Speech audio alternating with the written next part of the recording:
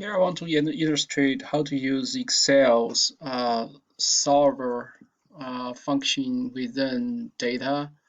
What if uh, within data and what if analysis and goal seek. Actually, it's called a goal seek function to actually solve a equation with one unknown. So in this case, we know the sustainable growth rate is 12%, and the unknown here actually is this B. B is basically the is called the retention profit retention ratio. That's the fraction of the profit which is retained inside the firm after the firm has paid the dividends to the shareholders. So in other words, it's also the ratio of addition to retained earnings to the net income or the profit.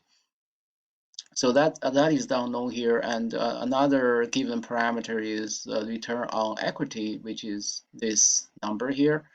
And we know that the relationship between among these variables is that sustainable growth rate equals ROE times the profit retention ratio over 1 minus ROE times the B. So you can basically you can use algebra to solve for this B out. That shouldn't take too much effort. But here I just want to show you how to use Excel's goal seek function to find the same answer. So to use that function, first let me just assume for any number for this B. Suppose the profit retention ratio is 5%. Obviously, since I'm just giving some arbitrary number here, it most likely is not the final answer. But I will just use that to calculate this SRG1, which I call SGR1, and that the sustainable growth rate one is basically calculated based on this assumed profit retention ratio and this ROE. So that means I'm gonna just multiply this equals B times ROE over 1 minus B times ROE and close that. So as we said, because let me just keep this a little bit easier to see, just keep perhaps 2 decimal places. So as I said, obviously SGR based on this assumed profit retention ratio is not equal to the actual SGR. The actual SGR is 12%, right? So right now it's only 0.24%. That's not surprising because we just assumed any arbitrary number for the B. But now I'm gonna generate a goal function. The goal function is basically SGR minus SGR1.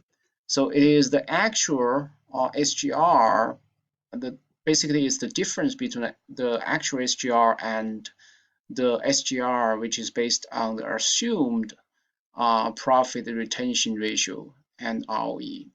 Right, so right now it can be easily calculated based on this 12%, the difference between 12% and this SGR1. So now I have this goal. This is my goal function because ultimately I want this SGR1 to be equal to SGR, right? Because our actual SGR is this 12%. So I want these two numbers to be equal to each other. So if when they are equal to each other, that means this has to be 0. So now this cell value will become my goal.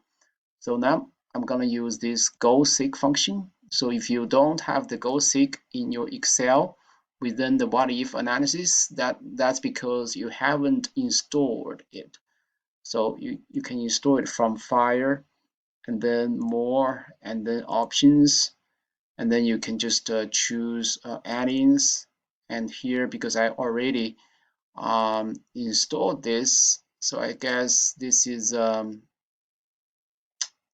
within for the solver add-in. So I already installed it, so this is active application add-in. Otherwise, it should be in your inactive application add-ins, so you can just choose to install it.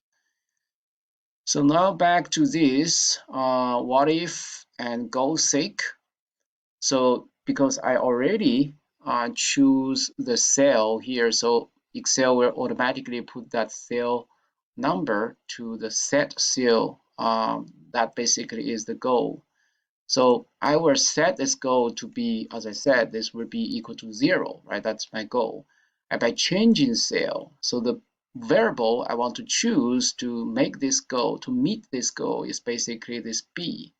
So I'm going to choose a B, which will make the difference disappear, right? So that's my goal. So now if I click on OK, and you can see that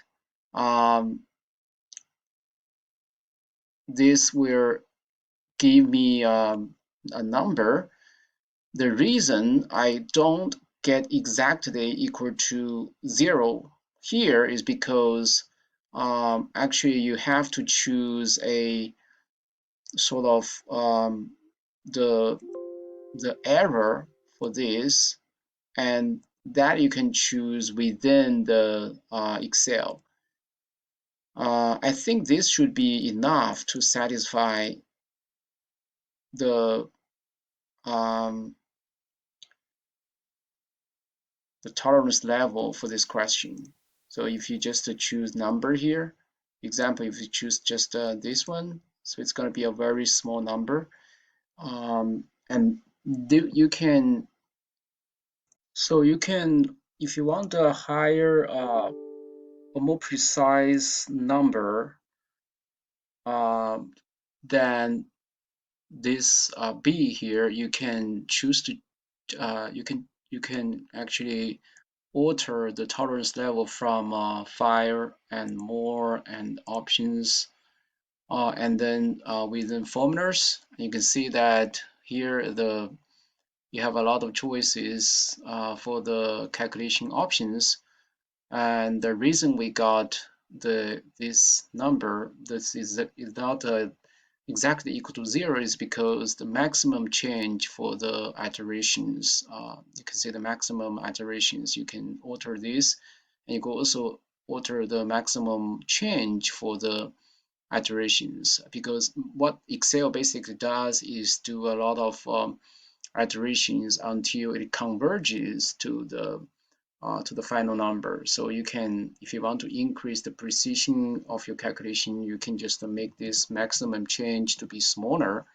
So right, if I make that to be uh, a very small number, and then I can run this goal seek function again, and then you can see this will be exactly equal to 0.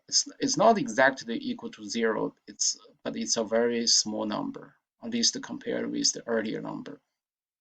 So B is actually 2 point, you can choose this to be simply a number or general, 2.21. This should give you the same answer as what you can derive from using algebra. I hope this is helpful for you to know another way to calculate, to basically to solve an equation. You can actually use this similar method to solve any equation in Excel.